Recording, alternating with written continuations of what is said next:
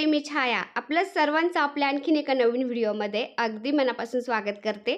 तर आणखीन एका नवीन दिवसाची मस्त अशी सकाळ सकाळ सुरुवात झालेली आहे आणि व्हिडिओला पण मी सकाळ सकाळ सुरुवात केली।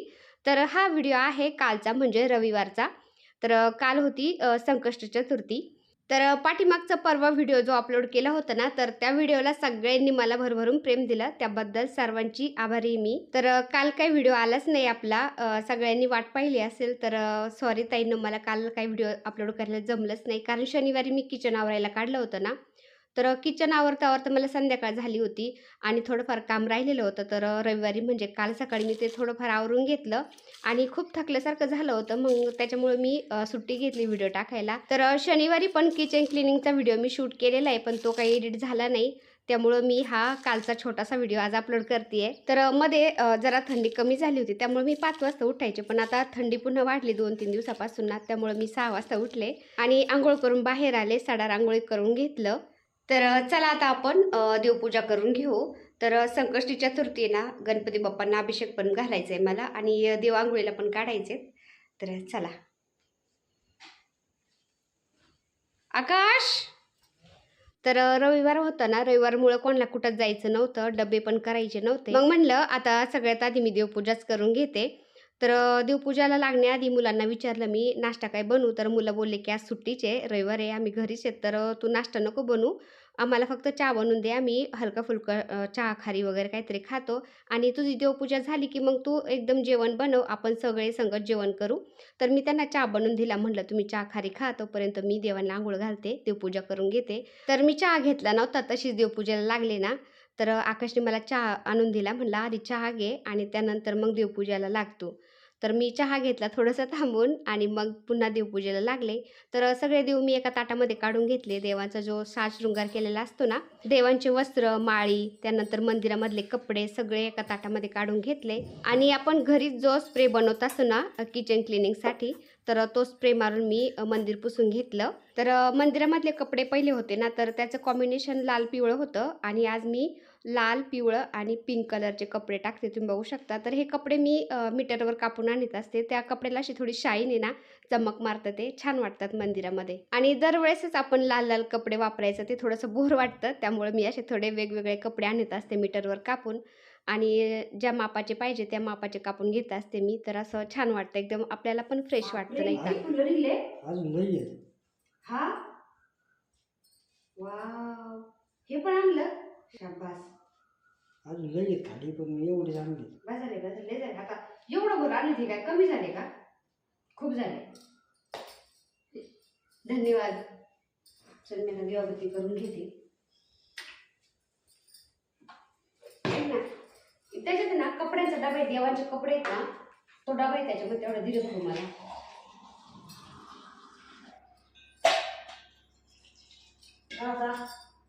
इकडे अलीकडे उजव्या साईडला बघ खाली डबे डबे डबे डबे येतं। हा, शाबास।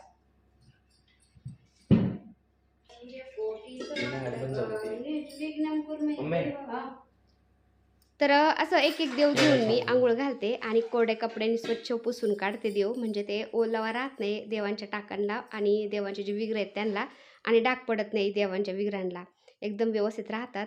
आणि उजळवते मी फक्त देव 15 दिवसातून एकदाच, सारखे सारखे उजळवत नाही। सारखे सारखे जर आपण देव उजळवले तर ती डिझाईन असते ना देवांच्या विग्रहांच्या वरती, मूर्त्यांच्या वरती, तर हळूहळू ती उगळली जाती आणि ते चांगलं पण नसतं, त्यामुळे मी 15 दिवसातून एकदा उजळते देव आणि रोज असं आंघोळ घालून मस्त कोरड्या कपड्यांनी कॉटनच्या पुसून घेत असते, तर छान राहतात, अजिबात काळी पडत नाही। तर बऱ्याच ठिकाणी मी पाहिलं सगळे देव ते तामणात घेतात एका ठिकाणी आणि एकाच तामणामध्ये सगळ्या देवांना ते आंघोळ घालतात, पाण्यामध्ये बुडवतात आणि वरती काढून ते पुसून देवपूजा करतात। तर सगळ्या देवांना एकाच पाण्यामध्ये कधीच आंघोळ नसते घालायची, एक एक देव असा हातात घेऊन आपण आंघोळ घालून ते स्वच्छ कपड्यांनी पुसून आपण त्यांना स्थान द्यायचं असतं। तर बऱ्याचशा ताईंनी विचारलं होतं की ताई तू देवांचे टाक उजळवण्यासाठी, देव उजळण्यासाठी काय वापरते?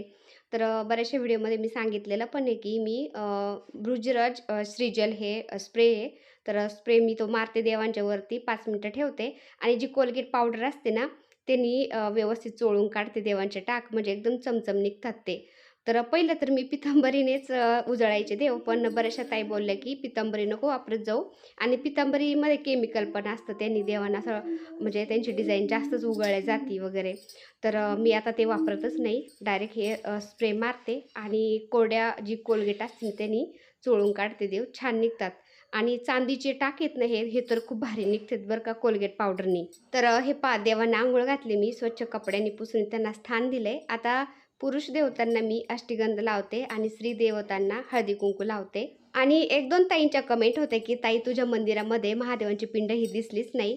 तर हे पहा ताईंनो, जो बाळकृष्ण आहे ना, तर बाळकृष्णाच्या पाठीमागं छोट्याशा पाटावरती पारदचं शिवलिंग आहे. हे छोटंसं आहे त्यामुळे नसेल दिसलं तुम्हाला, पण अगदी छोटंसं आहे ते पारदचं शिवलिंग, खूप महाग असतं. आणि तसं पण आपल्या अंगठ्यापेक्षा जास्त मोठं शिवलिंग आपल्या घरामध्ये चालत नाही, त्याच्यामुळं मी अगदी छोटंसंच घेतलेलं आहे. आणि मी 2 दिवे लावत असते. तर तेलाचा दिवा अ, हे पहा दक्षिणेकडं म्हणजे देवांच्या डाव्या साईडला आणि तुपाचा दिवा हा देवांच्या उजव्या साईडला लावायचा असतो. तर तेलाच्या दिव्यात मस्त असं फूल तयार झालंय.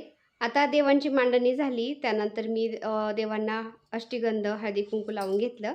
आता कलश मांडून घेते. तर कलश भरून घेतला मी स्वच्छ घासून-पुसून आणि त्याच्यामध्ये ₹1 नाणं, 1 सुपारी, हळदी, कुंकू, थोड्याशा अक्षता घातलं आणि नागवेलीचे आपले घरचे पानं येतं, तर ते नागवेलीचे पानं घातले 5 आणि नारळाला खूप असा मस्त कोम आलेला आहे. तर त्याला मुळ्या पण खूप आल्यात. तर तोच मी नारळ ठेवला आहे. आता थोडासा बराचसा मोठा होस तर मी ठेवणार आहे असाच आणि खाली लावायजोगा झाला की मग तो खाली लावून देईन मी किंवा एखाद्या मंदिराच्या आवारामध्ये लावायला देईन. तर असं गार्डनमध्ये लावायला द्यायचा कोणाच्या, आपल्या जरी लावायला जागा नसली तरी पण. पण नारळाला कोम आलेला चांगला असतो. तर 1-2 ताईंच्या कमेंट होते की "ताई नारळाला कोम येण्यासाठी काय करावं लागतं?" तर नारळ ताई, आपण जेव्हा रोजची देवपूजा करतो ना, त्यावेळी आपण कलशातलं पाणी बदलायचं. पहिलं पाणी झाडांना घालायचं आणि दुसरं पाणी भरून घ्यायचं आणि त्यावेळेस जो नारळ असतो ना, तो धुवून घ्यायचा, ओला करायचा, सगळा व्यवस्थित धुवून घ्यायचा. कारण आपण त्याला हळदी-कुंकू पण लावलेलं असतं ना, तर ते हळदी-कुंकू काय होतं, तो नारळ ओला असतो त्यामुळे ते हळदी-कुंकू असं चिकट-चिकट होतं.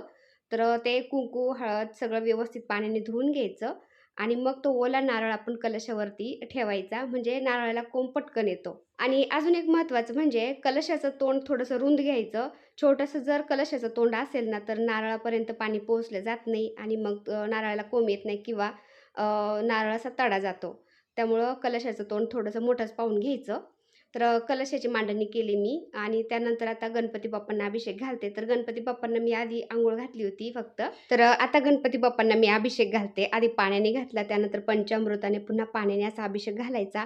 तर महिन्याच्या येणाऱ्या प्रत्येक संकष्टी चतुर्थीला आपण गणपती बाप्पांना अभिषेक घालायचा असतो आणि तसं पण आपण 15 दिवसाला, महिन्याला सगळ्या देवांना आपण पंचामृताने अभिषेक घालायचा असतो. असं केल्याने काय होतं, देवांच्यातलं जे देवत्व आहे ना टिकून राहतं आणि जी आपल्याला पॉझिटिव्हिटी मिळणार असते ना देवांच्यातून घरातल्या आपल्या सगळ्यांना किंवा त्या देवांच्यातून ज्या पॉझिटिव्ह लहरी निघतात ना, त्याचं एक कुंपण तयार होतं आपल्या घराच्या अवतीभोवती. त्यामुळं देवांच्यातलं देवत्व टिकून ठेवण्यासाठी महिन्यातून एकदा का होईना आपण देवांना पंचामृताने अभिषेक नक्की घालत जायचा. तर माघ महिना खूप शुभ मानला जातो, पवित्र मानला जातो ना, त्यामुळं या महिन्यात गणेश जयंती, वसंत पंचमी, रथसप्तमी, भीष्टाष्टमी, भीष्टद्वादशी असे सण येतातच.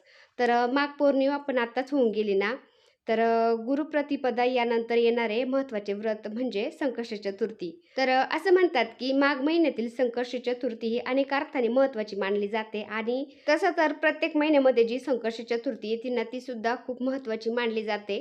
गणपती बाप्पा बुद्धीचे देवता, वैदिक देवता, गणेश ही प्रेरणा देणारे देवता आहे. तर संकष्टी चतुर्थी ही व्रताचं म्हणजे हे व्रत कोणी पण करू शकतं आणि आपापल्या परीने पूजा अर्चा करू शकतात.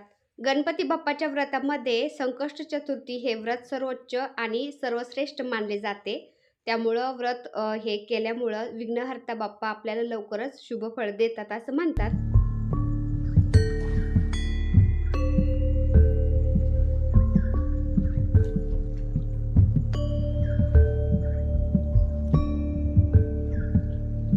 तर बऱ्याचशा ताईंच्या कमेंट होत्या पाठीमागं, की "छाया तू बोळक्यामध्ये दिवे कसे लावते आम्हाला दाखव." पाठीमागच्या व्हिडिओमध्ये मी दाखवलं. दिवे लावलेले बोळक्यामध्ये. पण पुन्हा ताईंच्या कमेंट आले, की "दिवाळीचे बोळके तर इतके मोठाले असतात आणि त्याच्यामध्ये तू दिवा कसं काय लावती? किंवा बोळके इतकाले मोठाले असतात, त्या बोळक्यामध्ये तू आधी काय घालती आणि त्याच्यामध्ये दिवा लावती? आम्हाला प्रत्यक्ष दाखव." तर हे पहा ताईंनो, हे दिवाळीचे बोळके नाही आहेत, जे आपण पताशे वगैरे ठेवायला आणतो ना, ते नाही आहेत. अगदी छोटाले बोळके हे बाजारामध्ये विकायला येतात दिवाळीच्या वेळेस ना, तेव्हाच मी घेऊन ठेवते. आपण दिव्यामध्ये जेवढं तेल घालतो ना, तेवढंच मावतं याच्यामध्ये, जास्त काही मावत नाही. तर फुलवात मी बोळक्यामध्ये घातली, तुम्ही बघू शकता. फुलवातीचं तोंड आहे ना, ते वरतीपर्यंत आलंय. तर असं मी तेल घालते किंवा तुपाचा दिवा लावायचा असला तर तूप घालते आणि दिवे लावत असते असे फुलवातीनी. तर बऱ्याच वेळ हे तेवत राहतात आणि अजिबात तेलकट वगैरे काहीच होत नाही. तर बऱ्याचशा ताईंना प्रश्न पडला होता, की दिवाळीचे जे बताशे ठेवायचे बोळके आहेत ना, त्याच्यामध्ये छाया काहीतरी घालते खाली आणि वरती असा दिवा लावती. तर ताईंनो, ते मोठाले बताशे ठेवायचे बोळके नाही आहेत हे. अगदी छोटाले बोळके मिळतात बाजारामध्ये दिवाळीच्या वेळेस किंवा आता तुम्ही पाहिले तरी पण मिळून जातील. तर हे छोटाले बोळके त्याच्यामध्ये मी असं फुलवातीने दिवा लावते, तर इतकं भारी वाटतो ना तो आणि अजिबात तेलकट होत नाही. तर मी सगळे बोळके घासून घेतलेत आज आणि आता फौजीसाहेब बोलले, "मी त्याला टेरिकॉटा मारतो किंवा काहीतरी कलर देतो त्या बोळक्यांना, म्हणजे पुन्हा ते नवीन होतील." तर ते आपण दिवा लावतो ना, थोडेफार साईडने ते काळे होतात. तर त्याला कलर दिला ना पुन्हा घासून-पुसून, तर कलर दिल्यानंतर ते पुन्हा नवीनसारखे होतात. तर संध्याकाळची दिवाबत्ती झाली ना, मला स्वयंपाकाला पण लागायचं आहे. तर मी आज मस्त पनीरची भाजी बनवणार आहे. आकाश म्हणला, "पनीरची भाजी बनव आज." तर मी त्याचीच रेसिपी तुमच्याशी शेअर करणार आहे आज. तर हे पहा, मी पीठ मळलं. आता पीठ मळून ठेवते, म्हणजे भाजी होईपर्यंत छान ते भिजल्या जाईल आणि चपात्या छान येतात मग. मटर पनीर बनवण्यासाठी मी काय-काय घेतलं तुम्हाला दाखवते आता. तर हे पहा, 5-6 कांदे मी असे उभे कापून घेतलेत आणि 2 मोठे टोमॅटो असे उभे कापून घेतलेत. तर ग्रेव्ही मला थोडीशी जास्तीची करायची, त्याच्यामुळे मी 5-6 कांदे घेतलेत, 2 टोमॅटो घेतलेत मोठाले आणि इथं 10-12 काजू घेतलेत. लसूण सोललेला 1-1.5 गड्डी असेल ही, गावरान लसूण आहे. अद्रक घेतले थोडंसं आणि हे मटर घेतलेत, फ्रोझन मटर आहेत थोडेसे. तर हे अगदी थोडे घेतलेत मटर आणि काजू पण घालणार मी त्याच्यामध्ये. तर काजू असे अर्धाले करून घेतलेत, हे पहा. आणि हे पनीर घेतले असं कापून आणि खडे मसाले घेतलेत एवढे, हे पहा. चक्रफूल एक घेतले, त्यानंतर मोठी विलायची 2, छोटी विलायची 4 आणि हे पहा दालचिनी थोडीशी, काळी मिरी आणि लवंग आणि बाकीचे मसाले आता लाल मिर्च पावडर वगैरे हे घालायचं आपल्याला, ते नंतर घालायचे. तर मी तुम्हाला आता भाजी कशी करायची ते दाखवते. तर सगळ्यात आधी कढईमध्ये थोडंसं तेल घेतलं मी. त्याच्यामध्ये मी आता काजू थोडेसे फ्राय करून घेते. थोडेसे असे क्रिस्पी झाले ना, क्रंची, ते भाजीमध्ये दाताखाली आले की खूप भारी लागतात. तर काजू करी बनवायला पण असं मी काजू घेत असते. तर आपल्याला मटर पनीर बनवायचे, त्याच्यामध्ये मी ग्रेव्ही तर एकच असते, पण त्याच्यामध्ये मी थोडेसे काजू पण घालते, छान लागतं. तर असे काजू थोडेसे फ्राय करून घेतले मी. थोडंसं ब्राऊन कलर यायला लागला की लगेच काढून घेते, खूप छान लागतात ते. आता त्याच तेलामध्ये मी पनीर पण थोडंसं फ्राय करून घेते हलकं. जास्त ब्राऊन पण नाही होऊन द्यायचं. जास्त ब्राऊन पण झालं की ते असं रबरासारखं लागतं. त्यामुळं थोडंसंच फ्राय करून घ्यायचंय. तर हे पहा, पनीर अगदी थोडंसं फ्राय केलं मी, ते पण काढून घेते आता तेलातून आणि त्याच तेलामध्ये मी आता कांदा परतायला घालते. तर मोठाला असा कापून घेतलेला आहे ग्रेव्हीसाठी मी कांदा. जास्त बारीक करायची गरज नाही आहे. आपल्याला थोडासा सॉफ्ट होईपर्यंतच परतायचं आहे आणि मिक्सरला ते सगळं बारीक करून घ्यायचं आहे. आणि कांदा थोडासा सॉफ्ट झाला की त्याच्यामध्ये आपल्याला लगेच टोमॅटो घालायचं आहे आणि टोमॅटो पण थोडंसं सॉफ्ट होऊन द्यायचं आहे. तर टोमॅटो सॉफ्ट पटकन व्हावं यासाठी आपण याच्यामध्ये थोडंसं मीठ घालायचं. मिठाने काय होतं, टोमॅटो पटकन सॉफ्ट झालं जातं. तर हे बघा, कांदा टोमॅटो मस्त सॉफ्ट झाले. त्याच्यामध्ये मी आता आपण काजू घेतले होते ना, ते काजू घातले. अद्रक, लसूण हे पण घालते आणि ग्रेव्हीला छान कलर येण्यासाठी मी आता याच्यामध्ये अर्धा चमचावर हळद घालते. अर्धा म्हणजे छोटा चमचा आहे अगदी. ती अर्धा चमचा हळद घालते आणि 1 चमचाभर लाल मिर्च पावडर घालते. म्हणजे ग्रेव्हीला खूप छान कलर येतो. तर यापेक्षा पण आपल्याला एकदम डार्क कलर पाहिजे असेल ना, लाल तरी यावी असं वाटलं ना आपल्याला, तर आपण काश्मीरी लाल मिर्च पावडर पण वापरू शकतो. पण आम्हाला तरी वगैरे काही आवडत नाही. चव लागली ना भाजीची तेवढंच बास होतं. आता ग्रेव्हीचं हे वाटण सगळं मी मिक्सरच्या भांड्यामध्येच काढते, कारण जास्त भांडे पण भरवत नाही आणि 5 मिनिटं ठेवून देते थंड होण्यासाठी आणि तोपर्यंत खडे मसाले ठेचून घेते. तर मोठी विलायची, छोटी विलायची घेतली होती ना मी, ते थोडंसं ठेचून घेते असं, म्हणजे फ्लेवर छान येतो भाजीचा. तर तसं पण खडे मसाले आमच्या छोट्या मुलाला आकाशला आवडत नाही. पण तरी पण मी असं ग्रेव्हीची भाजी म्हणलं की खडे मसाले थोडे फार का होईना घालते. कारण फ्लेवर छान येतो भाजीचा नाही का, त्यामुळं. तर अगदी थोडंसं ठेचून घेतलं मी विलायची वगैरे आणि एकदम कढईमध्ये थोडंसं तेल घेऊन मी त्याच्यामध्ये हे सगळे खडे मसाले घातलेत आता. तर आपण ग्रेव्ही सगळी म्हणजे कांदा, टोमॅटो सगळं तेलामध्येच परतलेलं आहे ना, तर त्यालासुद्धा थोडंफार तेल आहेच. त्यामुळं मी याच्यामध्ये थोडंसं तेल घेतलंय आता आणि कढईमध्ये थोड्याशा तेलात आता हे खडे मसाले थोडे भाजून घेतले. त्यानंतर आपण ग्रेव्ही बनवून घेतली. जे कांदा, टोमॅटो सगळं आपण परतून घेतलं होतं ते. तर कढईमध्ये ग्रेव्ही घातल्यानंतर त्याच्यामध्ये घालते मी मसाले. तर गरम मसाला म्हणजे खडे मसाले आपण ठेचून थोडेसे घातलेले आहेत ना, तर फ्लेवर छान येणार आहे भाजीला. तरी पण मी थोडासा गोडा मसाला घातलाय, अर्धा चमचा गरम मसाला घातलाय आणि लाल मिर्च पावडर 1 चमचा घातलाय. तर पहिलं पण आपण एक चमचाभर लाल मिर्च पावडर घातलेली ग्रेव्हीमध्ये पहिलं म्हणजे परतायला.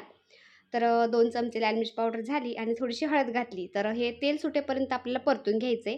तर ग्रेव्ही अशी तेल सुटेपर्यंत परतून घेतली ना, भाजी खूप छान होते. अशी ग्रेव्ही कच्ची राहत नाही. आता तेल सुटेपर्यंत ग्रेव्ही मस्त परतून झाली ना, तर याच्यामध्ये आपण जे फ्रोझन मटर घेतले होते, मटर, पनीर, जे काजू भाजून घेतले होते ते सगळं टाकायचं याच्यामध्ये. थोडंसं 2 मिनिटं हलवून घ्यायचं आणि जसं आपल्याला घट्ट पातळ लागते त्यानुसार पाणी घालायचं. चवीनुसार मीठ घालायचं आणि एक उकळी येऊन द्यायची. वरून कोथिंबीर घालायची आणि नाही घातली तरी पण चालतं. तर हे चवीनुसार मीठ घातलं मी याच्यामध्ये आता. तर इथंच आपल्याला आता घट्ट पातळ कसं लागतंय त्यानुसार पाणी घालून द्यायचं आणि उकळी आल्यानंतर पुन्हा पाणी नाही घालायचं. उकळी येण्यासाठी मी मंद गॅसवरती पलीकडं कढई ठेवली आणि आता चपात्या करून घेते. तर आता गरम-गरम चपात्या झाल्या की लगेच मुलं जेवायला घेते आणि पनीरची भाजी असली की त्यांना काही दम निघत नाही, खूप आवडते त्यांना. तर असं आहे आपण घरच्या घरी अगदी हॉटेलसारखी मस्त चमचमीत अशी पनीरची भाजी करू शकतो आणि ग्रेव्ही हीच वापरून आपण जे काजू टाकलेत ना फ्राय करून, ते काजू फ्राय करून टाकले की झाली काजू करी. तर अशा पद्धतीने आपण 2 in 1 भाजी करू शकतो. हे पहा मुलांनी लगेच जेवायला घेतलं. तर चला आजचा व्हिडिओ मी इथेच एंड करते. व्हिडिओ आवडला असेल तर एक लाईक करा. चॅनलवर नवीन असाल तर प्लीज आपल्या चॅनलला सबस्क्राईब पण करा. चला तर भेटूया पुन्हा अशाच एका छानशा व्हिडिओबरोबर. तोपर्यंत बाय बाय. व्हिडिओ बघितल्याबद्दल खूप खूप धन्यवाद सर्वांचे. सर्वांना श्री स्वामी समर्थ.